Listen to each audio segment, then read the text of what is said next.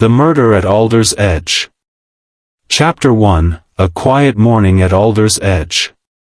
Jessica Fletcher had always thought there was nothing quite so consoling as the sound of birdsong drifting through an open window on a clear spring morning. Cabot Cove, with its salt-tinged breeze and lively harbour, had been her home for many years, yet the gentle rustle of hedgerows and distant church bells that greeted her at Alder's Edge reminded her of a much older world. She had come to the village on a brief holiday, at least that was the polite explanation she had offered to her friends back in Maine. In truth, Jessica found herself irresistibly drawn to such places, as though the neat gardens and cobbled lanes were whispering secrets too faint for ordinary ears. The vicarage clock struck 10 as she strolled along the high street, nodding to shopkeepers who were already arranging their displays. There was Mrs. Cartwright at the bakery, flour dusted across her apron, gossiping amiably with two parish ladies who had, by Jessica's reckoning, purchased far fewer rolls than they had news to exchange. Next to the greengrocer's stood a curious antique shop with its windows cluttered by tarnished silverware, grandfather clocks, and a rather macabre stuffed fox. Jessica paused, her eyes drawn to the proprietor, Mr. Denholm, who appeared to be polishing a set of candlesticks with more fervor than the objects deserved. His face, she noticed, was pale and drawn, though whether from ill health or unease she could not yet say. The village of Alder's Edge was deceptively quiet, its thatched cottages strung like beads along a winding road that led to the manor house at the far end. That house, Beechwood Grange, had been the subject of much discussion since Jessica's arrival. Its owner, Sir Adrian Harthill, was a man of some standing, though not universally admired. A temper like gunpowder, Mrs. Cartwright had said, lowering her voice as though the flour-dusted walls themselves might carry her words to the great man. And that nephew of his, Lionel, well, say no more. Jessica had smiled politely, but she filed the remark away. In her experience, villages rarely thrived on silence, gossip was the currency, and secrets the treasure everyone sought to hoard. It was not so different from the literary puzzles she spent her life weaving, except that human nature was infinitely more complex than any plot could contrive. By mid-morning she had reached the green, where children chased one another in circles while their mothers looked on from wooden benches. She sat down herself, content to observe. The gardener, a wiry man named Peters, was trimming the hedge with fastidious precision. A black Labrador padded across the grass, dropping a slobbered stick at the feet of Miss Prudence Whitmore, the retired schoolmistress who still carried herself with an air of authority that even the Labrador seemed to respect. Jessica exchanged a cordial greeting with her, and in doing so noted the faintest flicker of disapproval in Miss Whitmore's eyes as she glanced towards a young couple arm in arm. Jessica recognized them as Lionel Harthill and his companion, a fashionable brunette from London whose presence had set the tongues of Alder's Edge wagging even faster than usual. "Too fast by half," murmured Miss Whitmore, almost to herself, though Jessica caught it clearly. That sort of glamour does not sit comfortably with old families. She pursed her lips and added, "Not that Sir Adrian will tolerate her for long. He barely tolerates Lionel." Jessica gave a gentle laugh, choosing not to comment. She had learned long ago that silence often prompted people to say more than they intended. True enough, Miss Whitmore continued, it was different with Lady Harthill, God rest her soul. She held the place together. Since her passing, well, there's a shadow over Beechwood Grange. A shadow indeed, Jessica thought, though whether of grief, resentment, or something darker, time would reveal. That afternoon she was invited for tea at the vicarage by Reverend Phelps and his wife, Margaret. Their home was a modest yet cheerful affair, books lining every wall and a kettle forever whistling. Over scones and strawberry jam, Jessica listened as the Reverend expounded upon the moral fibre of the village, though his wife, with a kindly but sharper tongue, corrected him when he overlooked certain details. "You see," Margaret confided, "the trouble with Sir Adrian is that he insists upon control. Over the estate, the tenants, even the village fete. It breeds resentment. And resentment, Mrs. Fletcher, can be a dangerous seed if left to grow." Jessica stirred her tea slowly. "Resentment often finds curious ways of expressing itself," she replied. "But I dare say you've known Sir Adrian a long time." "Too long," Margaret said with surprising frankness. "And yet not well enough to say what lies in his heart." The conversation was interrupted by the arrival of Peters the gardener, his boots leaving a trail of damp earth upon the polished tiles. He looked troubled, hat in hand. "Beg pardon, Reverend, but there's been some sort of commotion up at the Grange. Shouting and carrying on. I thought you ought to know." Jessica's interest sharpened. She had heard enough of village quarrels to distinguish mere bickering from genuine disturbance. Margaret Phelps glanced anxiously at her husband, who sighed and reached for his coat. "I suppose we had better go." And so they did, with Jessica accompanying them. The walk to Beechwood Grange took no more than 10 minutes, yet it felt longer, for the hedgerows seemed to press closer and the air itself grew heavy. As they approached the great wrought iron gates, they heard raised voices, Lionel's, unmistakably, and another, colder tone that Jessica assumed to be Sir Adrian's. Words of accusation and denial carried on the wind, "Worthless, shame upon the family, no future here." By the time they reached the gravel drive, silence had fallen. The front door was ajar. Jessica exchanged a glance with Reverend Phelps before they stepped inside. The hall was dim, its oak panels gleaming darkly. From somewhere above came the echo of hurried footsteps, and then Lionel appeared at the head of the stairs, his face flushed, his companion trailing behind. "There's nothing more to be said," he declared, brushing past them with scarcely a nod. The young woman cast a fleeting, almost fearful glance at Jessica before following him out into the daylight. Jessica's gaze traveled upward. A door on the landing stood half open, and within she glimpsed the figure of Sir Adrian himself, tall and stern, his hand resting heavily upon the balustrade. His eyes, sharp as flint, met hers for the briefest moment before he withdrew into the shadows. The Reverend cleared his throat awkwardly, but Jessica remained still, absorbing the atmosphere. Conflict had left its mark upon the house, as visible as the dust motes that danced in the shaft of light from the open door.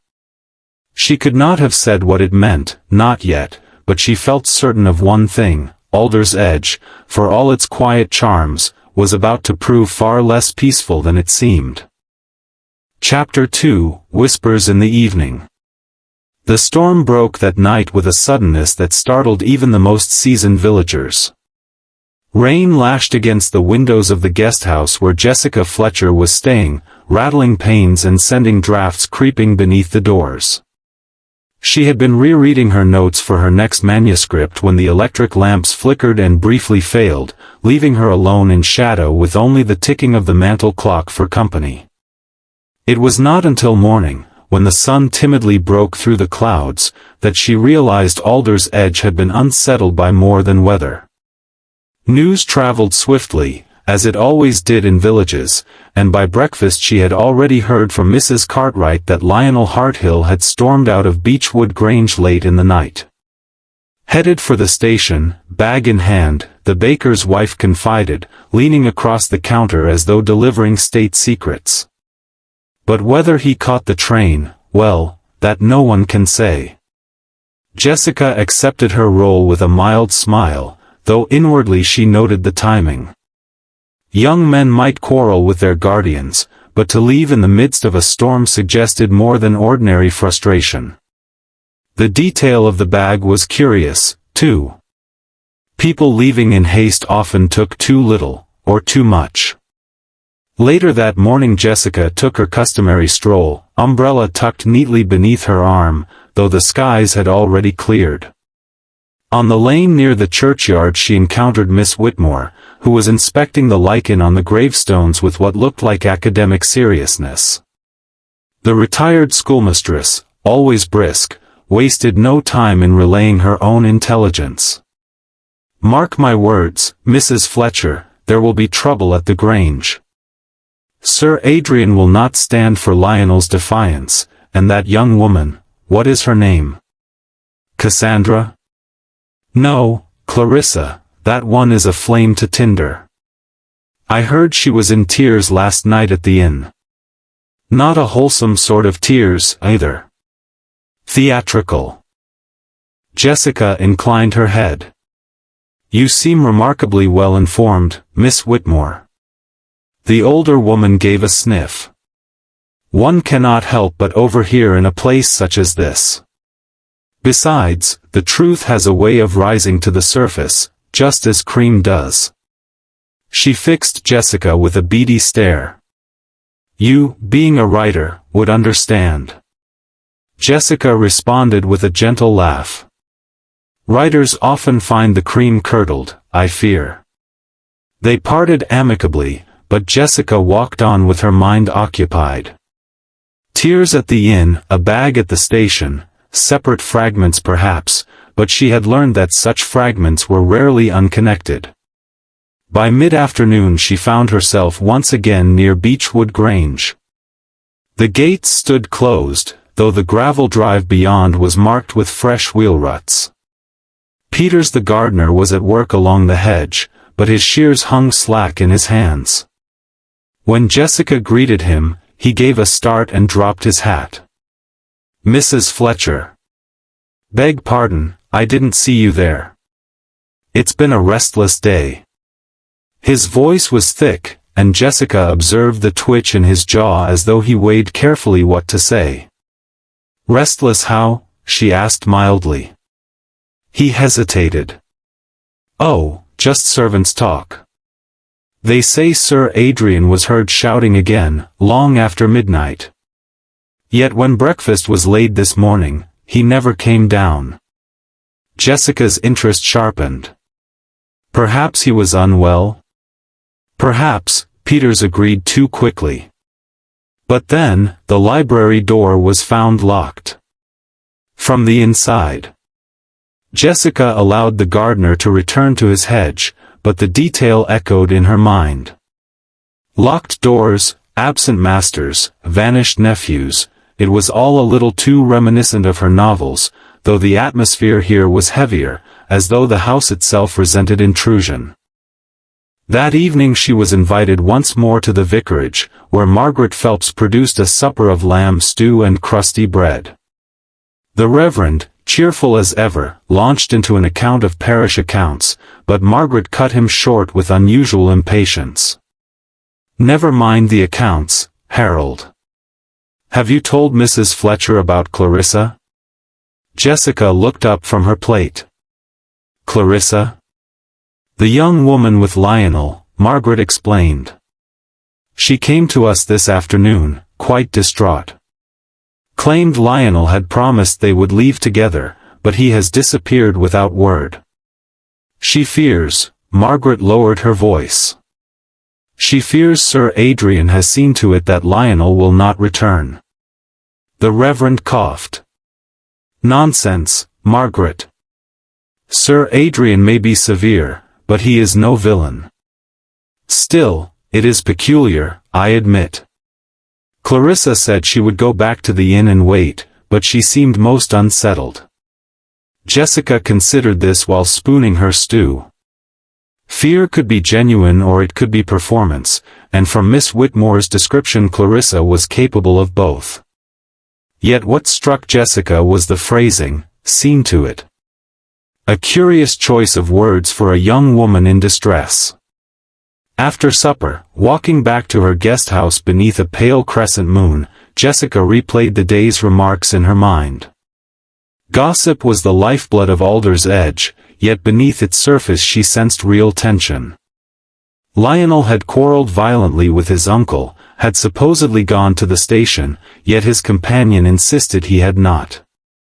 The master of the house had not appeared all day, and a locked library hinted at secrets withheld.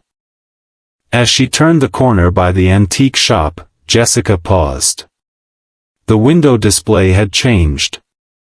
Where the fox once crouched beneath a dust-laden clock, now there stood a heavy silver inkstand.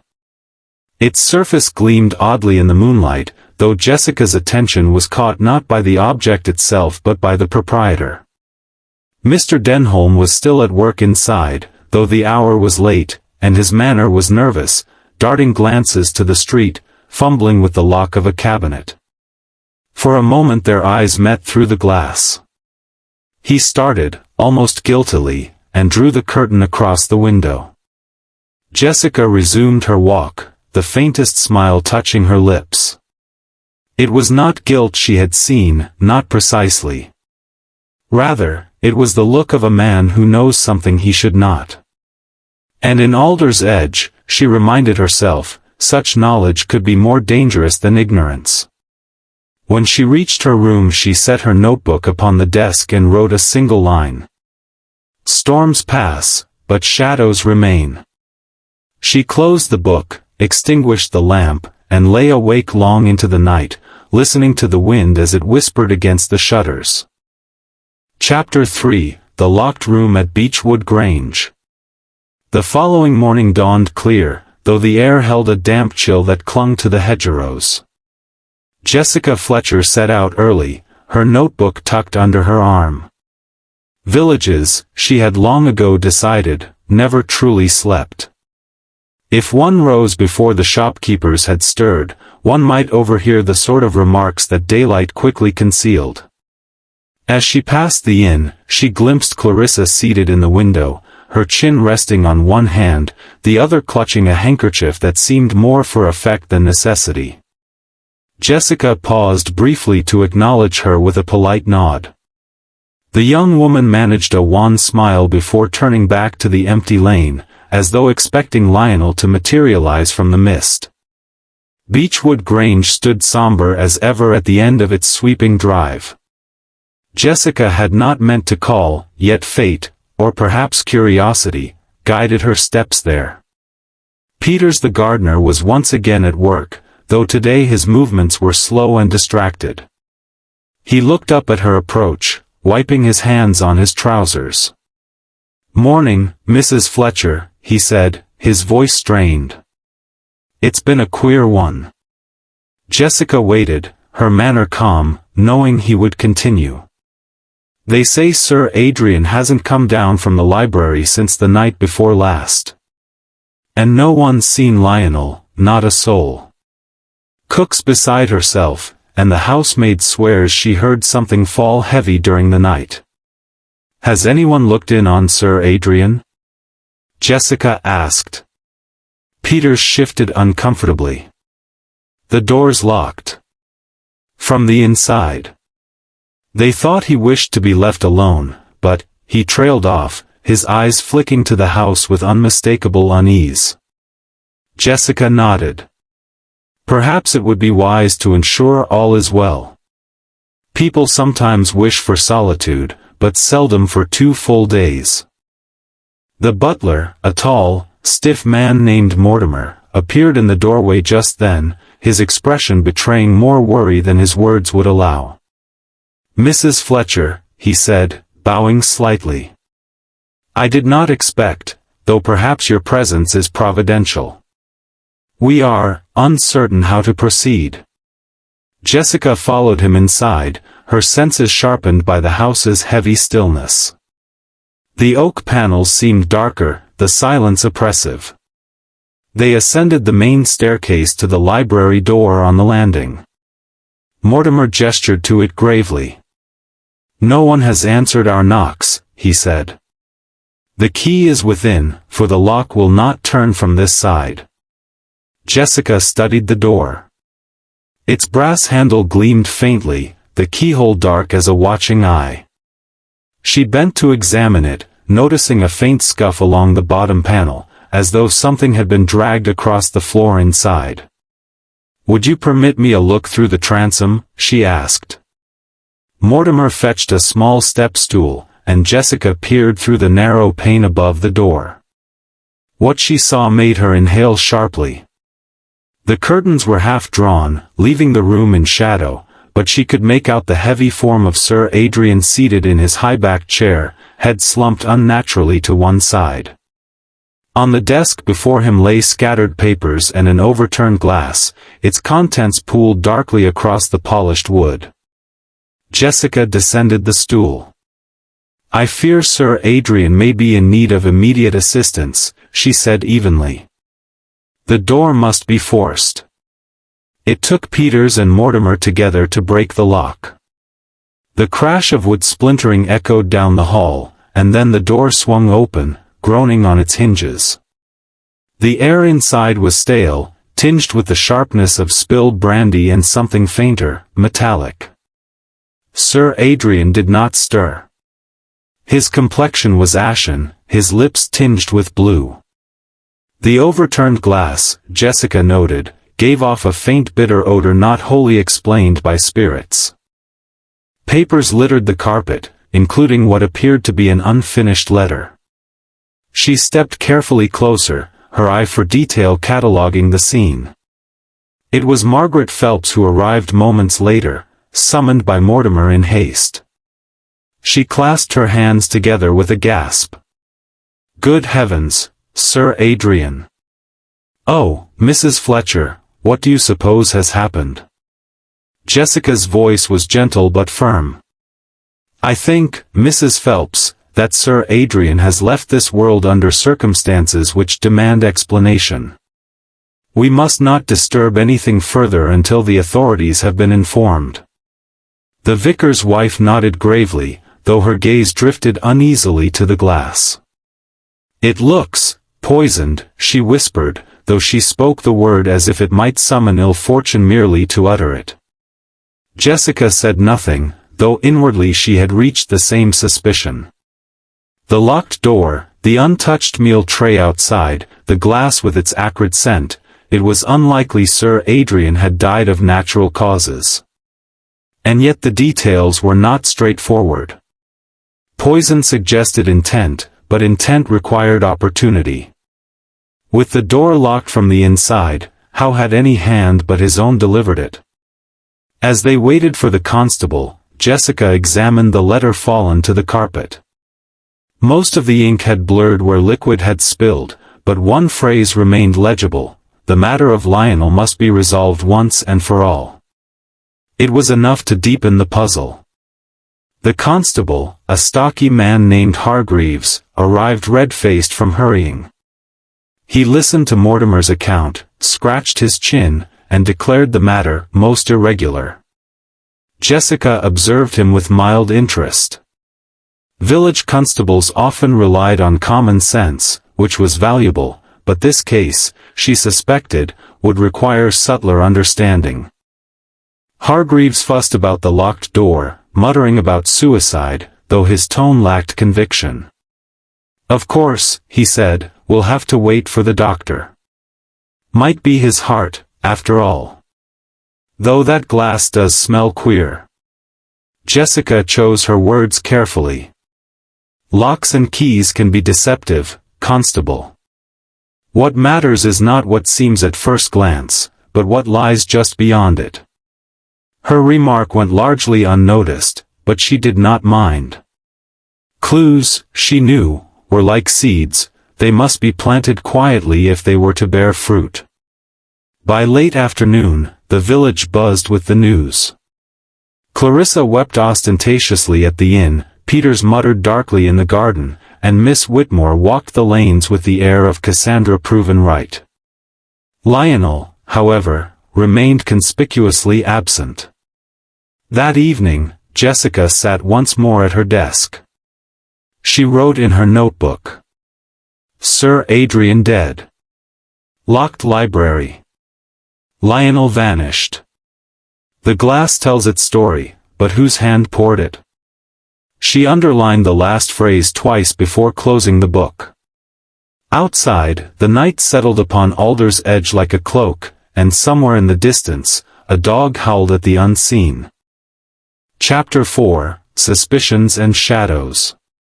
The death of Sir Adrian Harthill did not merely ripple through Alder's edge, it thundered. By breakfast the next morning, the baker's shop was nearly out of bread, for gossip always seemed to sharpen appetites. Jessica Fletcher, seated at a small table with her tea, could hear every murmur as though the walls themselves conspired to deliver the conversation. "They say it was poison, clear as day," whispered Mrs. Cartwright, flour still on her hands. "The glass, you know. Brandy never smelt so bitter." Her companion, Mrs. Lytton, shook her head. "Suicide, more like." Sir Adrian was a proud man. Perhaps he could not endure Lionel's defiance.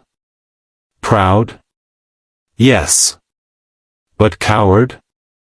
Never. Jessica stirred her tea slowly, reflecting. Villagers often claimed more certainty than evidence allowed. Yet their talk was revealing in its own way. Suspicion had already taken root, and with suspicion came division. When she stepped outside, the morning sun shone brilliantly, though it did little to lift the air of unease. Clarissa appeared on the lane, draped in a silk scarf quite unsuitable for the village breeze. Her eyes were red-rimmed, though Jessica could not decide whether from grief or calculation. "Oh, Mrs. Fletcher," Clarissa exclaimed, seizing her arm with theatrical despair.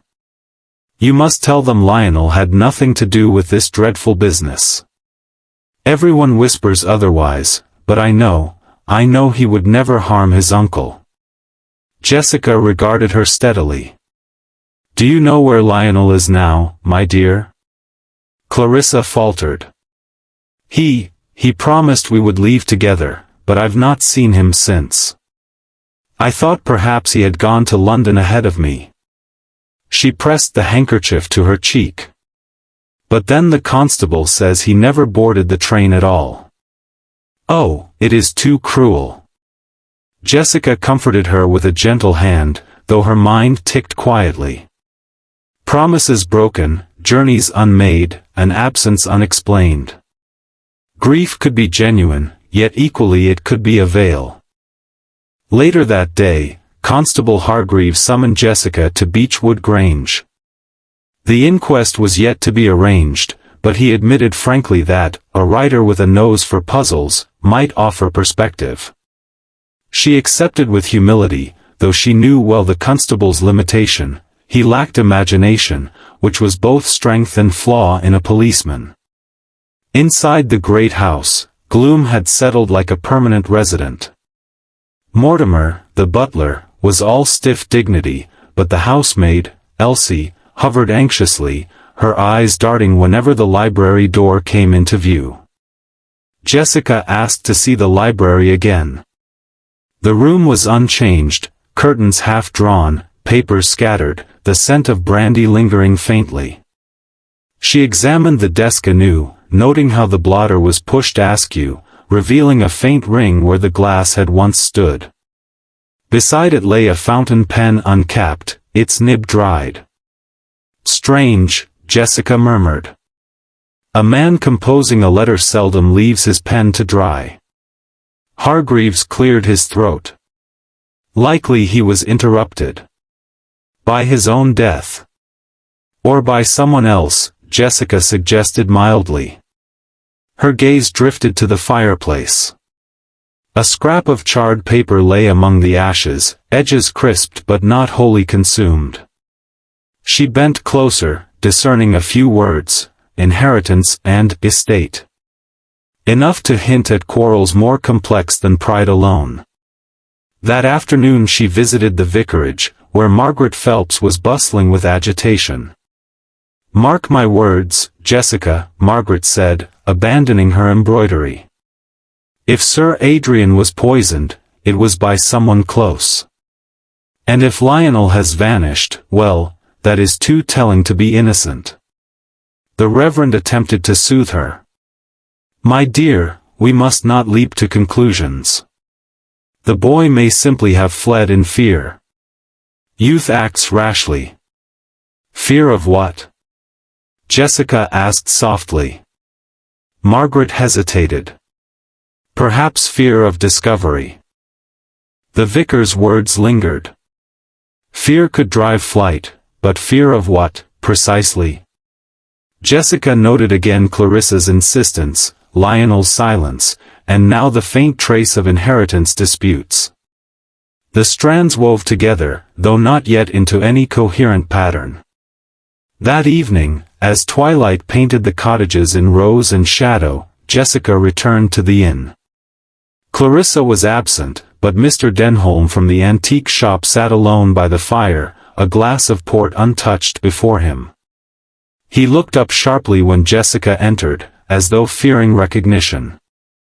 "Good evening, Mr. Denholm," she said pleasantly, taking the chair opposite. "You seem troubled." He gave a dry laugh. "Who is not, Mrs. Fletcher, with murder, or whatever it was, at the Grange? The village will not know peace for months." Jessica sipped her tea. "Peace often conceals more than turmoil does. Tell me, did you know Sir Adrian well?" Denholm's eyes flickered. "Enough to know he was no friend of mine. He disliked trade, considered it vulgar. Yet he was a man of means, and men of means sometimes find themselves vulnerable." The phrasing was curious, and Jessica filed it away. She noticed, too, the faint trace of ink upon Denholm's cuff, unusual for a man who claimed to spend his days polishing silver. When she left the inn, the moon was already high, silvering the rooftops. The lane was quiet save for the rustle of leaves. Jessica paused, sensing movement. A figure slipped from the shadow of the churchyard, pausing just long enough for her to glimpse a familiar outline. Tall, lean, hurried, Lionel. "Mr. Harthill." Jessica called softly. But he vanished into the darkness before her words could reach him. She stood for a moment, listening to the fading echo of his steps. Lionel had not gone to London after all. He was here, skulking in shadows, avoiding notice. And that, she thought, was not the behavior of a man wholly innocent. Back in her room, she wrote in her notebook. Inheritance. Poison. A missing nephew not so far as believed. Denholm's ink, Clarissa's tears. Each thread phrase at the edges. Which will unravel first? She closed the book, extinguished her lamp, and lay awake once more, aware that Alder's edge was tightening around its secrets like a clenched fist. Chapter 5, The Net of Alibis. The morning after Jessica had glimpsed Lionel in the shadows, Alder's edge awoke to a flurry of contradictions. Word spread quickly. Some claimed Lionel had been seen boarding a London-bound train after all, while others swore they had spotted him at dawn by the riverbank. Rumor was a tricky thing. It grew stronger with each telling, while truth seemed to shrink beneath it. Jessica Fletcher, seated with her notebook at the guesthouse breakfast table, listened with polite detachment to the innkeeper's chatter. "Mark me, Mrs. Fletcher, Sir Adrian's death has stirred up more nonsense than the harvest fair. Now they say Denholm's shop was burgled in the night. Nothing taken, mind you, but the lock forced. He's in a dreadful state." Jessica smiled faintly. One wonders whether Mr. Denholm is in a dreadful state because of the burglary, or because of what might have been found. By mid-morning she was on the high street, where Denholm indeed stood outside his antique shop, wringing his hands over the splintered door. His manner was more dramatic than convincing. "Such a wicked thing," he exclaimed when Jessica approached. "Breaking into a respectable establishment. Nothing stolen, you understand, but I shall never feel secure again." Jessica's gaze drifted past him to the interior, where the inkstand she had noticed days before was conspicuously absent. "Perhaps," she said mildly, "it is not always what is taken that matters, but what is removed discreetly beforehand." Denholm flushed and looked away, muttering something about insurance. Jessica noted the reaction carefully.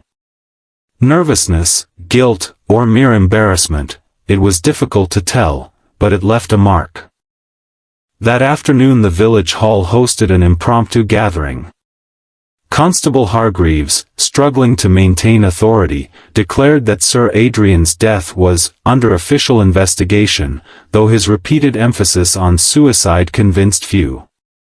Villagers pressed him with questions, while Jessica observed in silence, noting the subtle movements of eyes and hands. Clarissa wept openly, dabbing her eyes with an embroidered kerchief. Miss Whitmore muttered audibly about city women and their crocodile tears. Peters, the gardener, kept to the back, his face pale and troubled. When asked about his whereabouts on the night of Sir Adrian's death, Peters shifted uncomfortably. "I was at my cottage, asleep." "Alone," he admitted, his eyes darting. "I heard nothing until morning." Miss Whitmore, questioned in turn, declared she had been reading her Bible well into the night. "I heard the storm, naturally, but nothing more. My conscience is quite clear." She delivered this with such force that Jessica suspected her conscience was at least busier than she admitted. Clarissa gave her account with theatrical flair. She had been waiting for Lionel at the inn, expecting him to return for her, but he had vanished. "I did not close my eyes all night," she insisted, "and when I heard of poor Sir Adrian, I thought my heart would stop." Jessica leaned forward slightly. "Did you send any messages to Lionel that evening?" "A note, perhaps?" Clarissa faltered.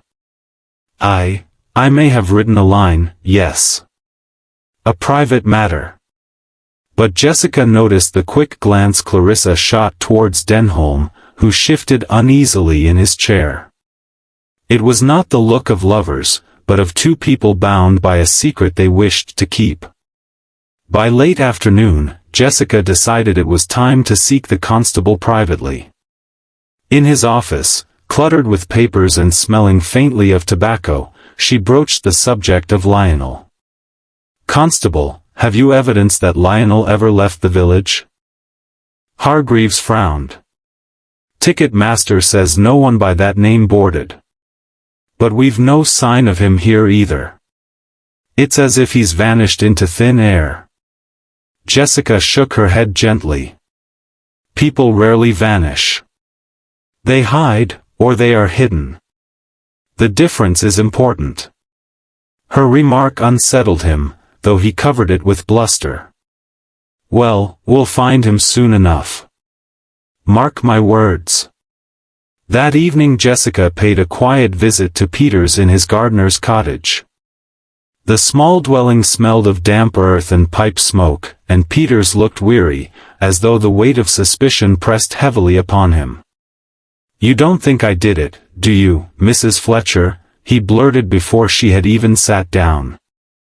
Jessica's tone was calm. "I think you are a man carrying more than you wish to. You were devoted to Lady Harthill, were you not?" His face softened. That I was. She had a kind word for everyone. Sir Adrian, well, he had a fist like iron. Many bore grudges against him. But not I. I kept my head down." Jessica studied him closely. "Yet keeping one's head down sometimes allows one to see what others overlook. Did you notice anything unusual the night Sir Adrian died?" Peters hesitated, then spoke in a low voice. "I heard voices, not just his and Lionel's. Another, softer. A woman's voice." Jessica's pulse quickened. "You are certain?" "As certain as I sit here. But I daren't say more." They'd think me mad." Jessica thanked him and left him to his solitude, but her mind raced. A woman's voice in the library, after the quarrel, after Lionel's departure. That detail shifted the puzzle entirely. On her walk back, she noticed Clarissa again, this time slipping out of the post office with a letter clutched to her chest. Jessica caught only a glimpse of the handwriting on the envelope, bold, looping, unmistakably not her own. She wondered to whom the letter was addressed. That night, Jessica sat at her desk, her notebook open. She wrote, "Alibi's fragile. Peters hears a woman. Denholm conceals something. Clarissa writes letters she will not admit. Lionel not gone, but hidden. The net tightens, though the fish remain unseen." She underlined the word woman twice. As she set down her pen, the wind rattled the shutters once more, and she had the distinct impression, absurd though it seemed, that Alders Edge itself was listening, waiting to see what she would do next. Chapter 6, Secrets Among Women. The following day dawned bright, though the air in Alders Edge carried an edge of nervousness as tangible as the morning mist. Jessica Fletcher took her seat at the inn's breakfast table with a sense of expectancy. Events had begun to shift beneath the surface, and she suspected a single thread might soon unravel the whole. Her eyes wandered across the room. Clarissa was absent, though her perfume lingered faintly on the air. Denholm sat near the fire, nursing a coffee he scarcely touched. His hands twitched, as if they longed to be busy with polishing or penning. Jessica noted the absence of his ink stains today, as though he had scrubbed too hard to erase them. After breakfast, she strolled towards Beechwood Grange. The house loomed as ever, though now its windows seemed to stare blankly, like eyes that had seen too much. Mortimer greeted her stiffly at the door, yet there was no mistaking his relief at her arrival. "The constable has been and gone," he said in a low voice. "Much talk, little clarity. And the servants are uneasy. They whisper of hauntings now." Jessica smiled faintly. Hauntings often conceal the more earthly explanations. "May I speak with Elsie, the maid?" Mortimer hesitated, then nodded. "She is in the scullery." Jessica found Elsie polishing silver, her hands shaking. At first the girl protested she knew nothing, but Jessica's gentle manner drew her out. "I heard footsteps," Elsie confessed in a whisper. "The night Sir Adrian died. Soft ones, along the corridor. Not Mr. Lionel's, lighter. Like a lady's shoes. I dared not open my door." Jessica leaned forward. "Did you see anyone?" Elsie shook her head. "No, but I smelt something. Perfume. Sweet, like roses. Sir Adrian never allowed scents in the house." The revelation echoed Peters's account of a woman's voice. Perfume and footsteps, two small details, but enough to suggest presence. Jessica thanked Elsie and promised discretion, though her mind hummed with possibilities. Clarissa's perfume was not rose, but jasmine. That alone was telling. Later that morning, Jessica walked to the vicarage to visit Margaret Phelps. She found her in the garden, clipping roses with brisk determination. "Mrs. Fletcher!" Margaret exclaimed, setting down her shears. "You must come inside at once. I have something you ought to see." In the sitting room she produced an envelope, already opened. It came to the parish box, addressed to Reverend Phelps but marked private. Foolish of me, perhaps, but I glanced inside before giving it to Harold. And what do you suppose I found? Jessica read the letter. The handwriting was bold, unmistakably the same she had glimpsed on Clarissa's envelope the day before. It spoke of debts, of promises broken, and of money owed before the matter of the estate is resolved. No signature, but the tone was venomous. "Someone has been writing threatening letters," Jessica murmured. Margaret nodded grimly. "And I dare say Clarissa knows more of it than she pretends. She is not merely a grieving sweetheart. She plays a deeper game." Jessica's thoughts quickened. If Clarissa was linked to these letters, then her tears at the inn were as carefully rehearsed as lines on a stage. But what game was she playing, and with whom? That afternoon Jessica took a deliberate walk along the riverbank, where Lionel was rumored to have been seen. Sure enough, she found footprints in the mud, boots, large, recent. She also found something half buried among the reeds, a scrap of paper, torn, the ink blurred but still legible in parts. "Inheritance, keep silent, or else." She folded the fragment into her notebook, her expression grave. Threats, inheritances, and secrets, Alders Edge was not so peaceful after all. As she returned, she crossed paths with Clarissa herself, who looked startled to see her. Jessica greeted her warmly. "My dear, I was hoping to speak with you. Might we walk together?" Clarissa hesitated, then nodded, clutching her scarf. They strolled beneath the hedgerows, birds twittering above. Jessica began gently. "You must miss Lionel terribly." Clarissa's eyes brimmed, but her voice was sharp. "He will return for me. He promised." Jessica tilted her head. "Strange, then, that he has written nothing." Clarissa faltered, her lips parting, then recovering with practiced poise. "He cannot write. It would be dangerous. He knows the village suspects him." "Dangerous indeed," Jessica agreed softly. "Especially when letters are already circulating in bold handwriting, demanding money. Handwriting not unlike yours, Miss Clarissa." The young woman flushed scarlet. "You accuse me?" Jessica's tone remained mild. "I observe, that is all. And I note you wear jasmine. Yet the night Sir Adrian died, another perfume was smelt, roses. You see, I collect details. Sometimes they are puzzles. Sometimes they are answers." Clarissa's composure wavered. For a heartbeat Jessica saw not a grieving lover, but a calculating woman cornered. Then Clarissa recovered, dabbing her eyes with her handkerchief. "You mistake me, Mrs. Fletcher. I am innocent. It is Lionel you must find." They parted soon after, but Jessica's conviction deepened. Clarissa was entangled in this mystery, though perhaps not in the way most suspected.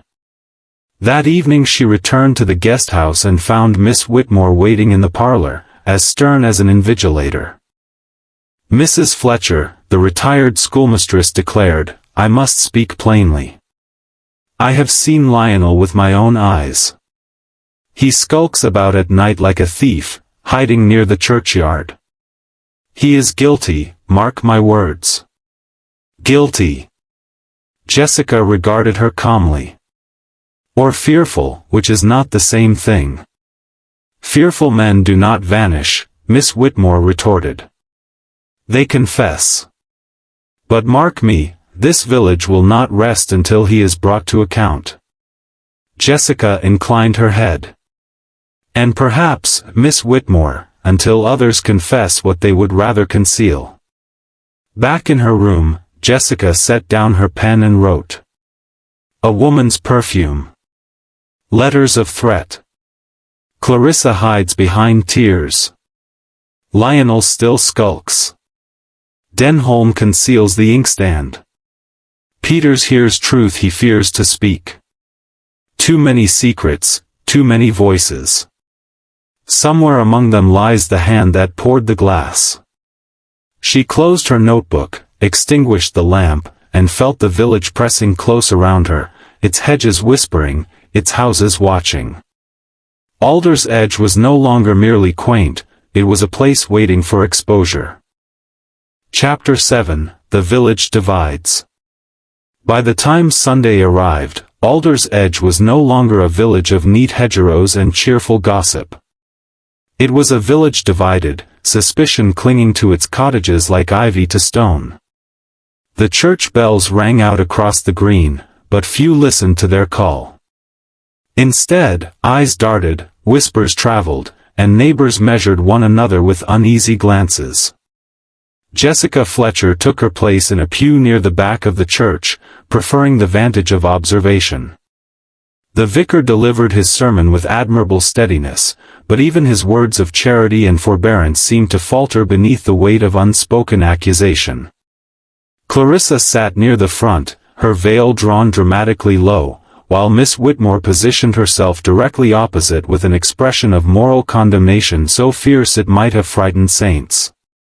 After the service, the churchyard became a theatre. Constable Hargreaves, red-faced and puffed, chose that moment to declare, in his best official tone, that Lionel Harthill was wanted for questioning in relation to Sir Adrian's death. "He has fled justice," the constable announced, "and such flight speaks volumes." The declaration set tongues wagging instantly. Miss Whitmore proclaimed Lionel guilty on the spot, citing her first-hand sighting. Others muttered that Clarissa's crocodile tears were a distraction. A few insisted it was all suicide and nonsense. Jessica, calm as ever, approached Hargreaves afterwards. "Constable," she said gently, "are you prepared to arrest Lionel should he appear?" "I'd clap him in irons this very instant," Hargreaves blustered, "if only I could lay hands on him." Jessica's eyes softened. Arrests are best made upon evidence, not eagerness. But evidence, she knew, was building, just not in the direction Hargreaves expected. That afternoon, Jessica took a quiet stroll to the riverbank where she had found the torn letter. She paused at the reeds, considering.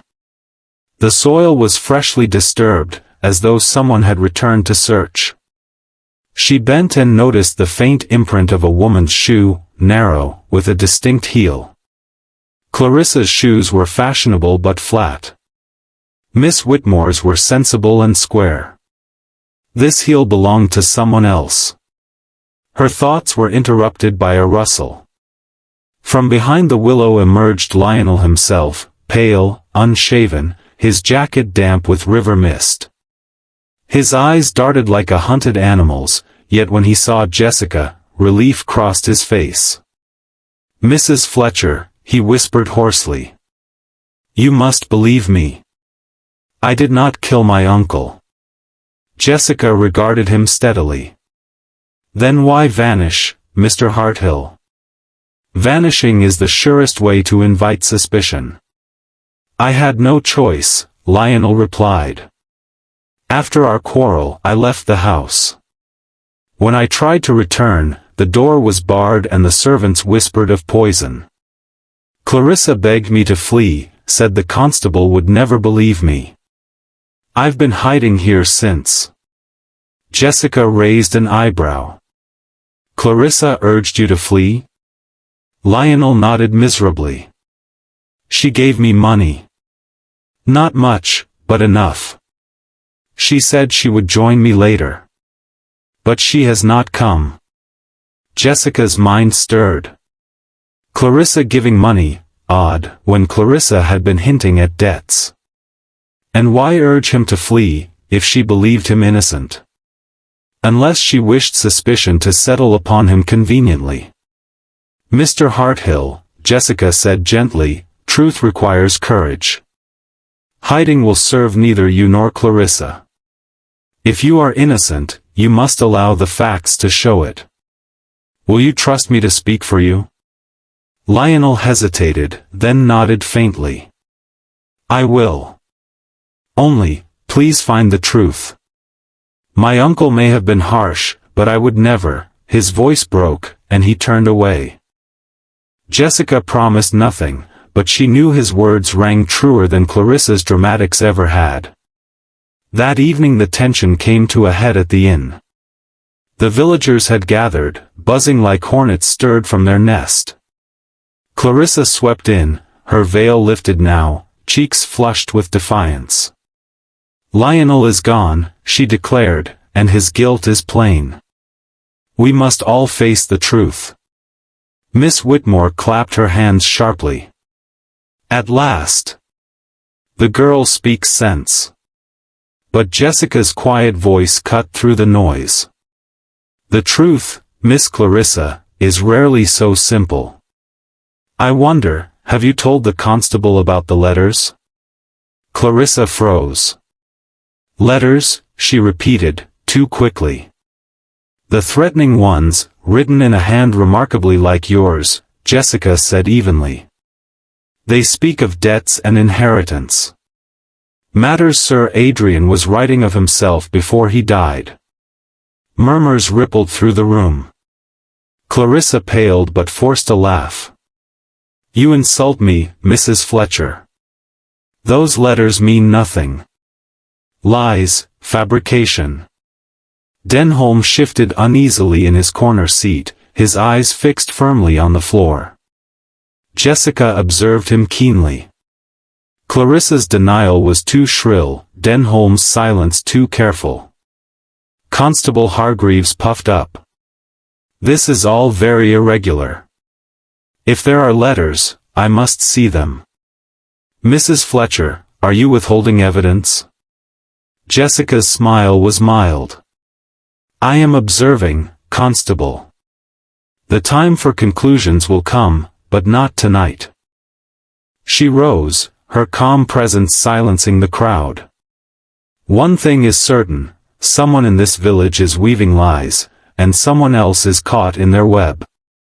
Sir Adrian's death was no accident, nor was it suicide. But guilt lies not where the loudest fingers point." The room fell into uneasy silence, broken only by the crackle of the hearth. Clarissa's eyes blazed, Miss Whitmore sniffed triumphantly, and Denholm shifted yet again. Jessica filed every detail away, her mind arranging the pieces of the puzzle into their final pattern. Later, alone in her room, she wrote in her notebook. "Lionel hides, but speaks with sincerity. Clarissa urges flight, yet claims devotion. Letters in her hand, debts unresolved. Denholm silent, his guilt in avoidance. Another woman's perfume lingers still. Tomorrow, the truth must be brought into the light." She set down her pen and closed the notebook with finality. The time for quiet gathering of threads was nearly over. The time for weaving them into a net of truth was at hand. Chapter 8, Justice and Betrayal. The revelations in Whitmore's study had left the household hollow. Servants moved with hushed steps, avoiding their master's gaze, as though the confession of betrayal had stripped him of authority. Clara had gone to her relatives, determined never again to be bound by her father's bargains. I lingered in Chicago, not yet satisfied. Bellamy still roamed free, and Beaumont's sly games left a bitter taste. To leave the matter unresolved would be to dishonor Clara's ordeal. 2 days later, a telegraph arrived from a colleague in Cincinnati. Bellamy had been sighted there, traveling under an assumed name, staying at a riverfront inn while arranging passage east. His intention, it seemed, was to flee the country before the scandal reached public ears. I resolved to intercept him. With Webster at my side, I journeyed south by train, the wheels clattering like a drumbeat of pursuit. As dawn broke over the Ohio River, Cincinnati's skyline emerged, chimneys, warehouses, church spires. We went directly to the inn. The clerk, bribed with a discreet bill, confirmed Bellamy occupied an upper room. We ascended quietly, revolvers ready. At his door, I rapped once. Silence. I forced the lock with a practiced twist of my blade. Inside, Bellamy sat hunched over a desk, valise open, documents scattered. He froze as we entered, then slowly rose, his expression taut with resignation. "Mr. Pinkerton," he said, voice hoarse. I wondered how long it would take. "You have run far enough," I answered. "Your scheme is finished. The girl is free, the letters in my possession. There is nothing left to bargain." He gave a bitter laugh. "You think you've won?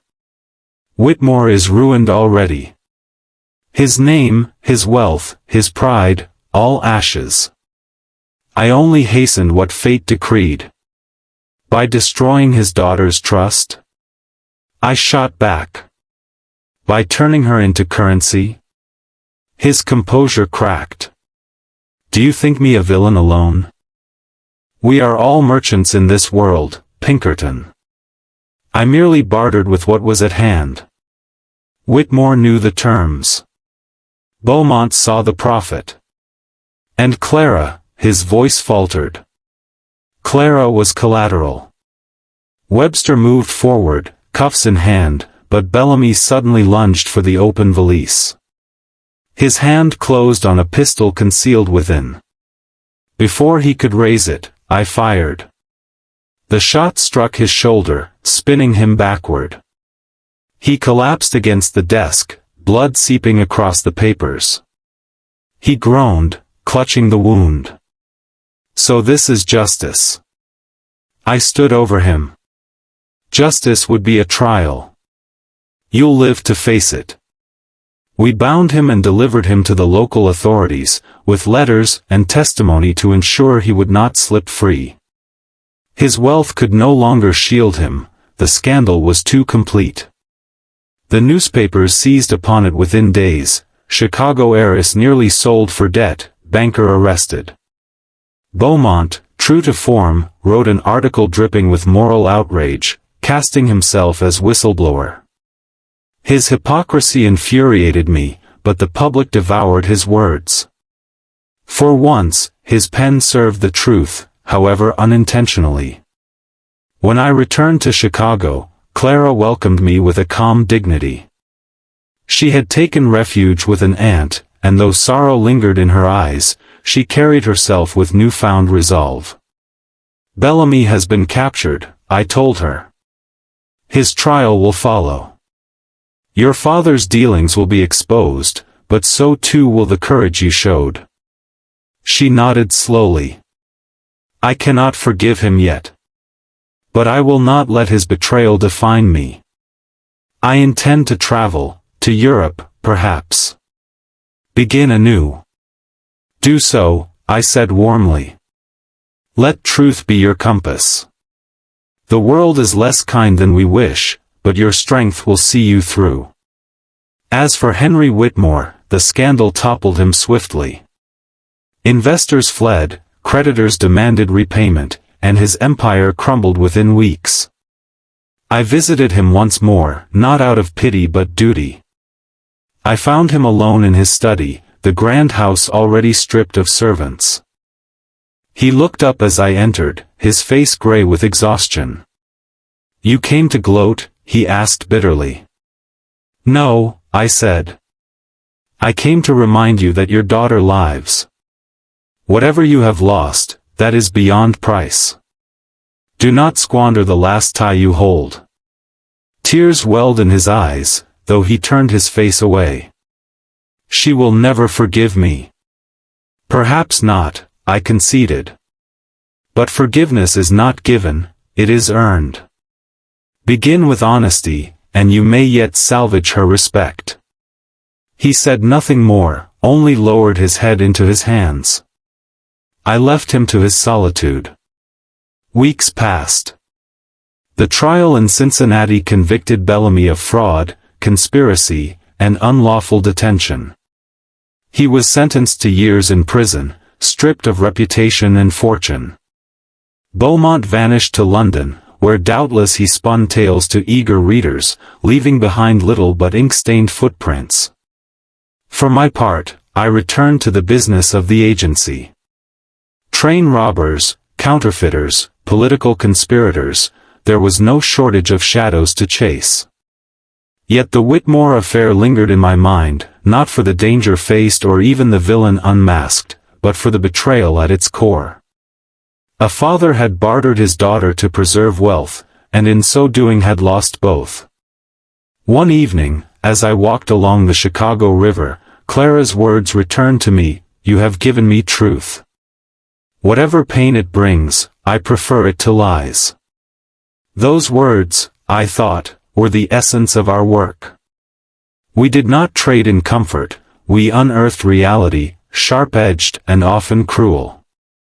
And in doing so, we gave the innocent the one weapon more enduring than power or coin, knowledge. The city lights shimmered on the water, the hum of industry in the air. Chicago would continue to rise, as relentless as its railways, built upon triumphs and betrayals alike. And I, Alan Pinkerton, would continue to hunt the deceivers who believed themselves untouchable. The vanishing heiress had been found. But what lingered was not merely her recovery, it was the reminder that the gravest conspiracies are not always born in the shadows of alleys or rail yards. Sometimes they are written at polished desks, signed with familiar names, and carried out under the guise of protection. Such truths, once exposed, leave scars that no wealth can hide.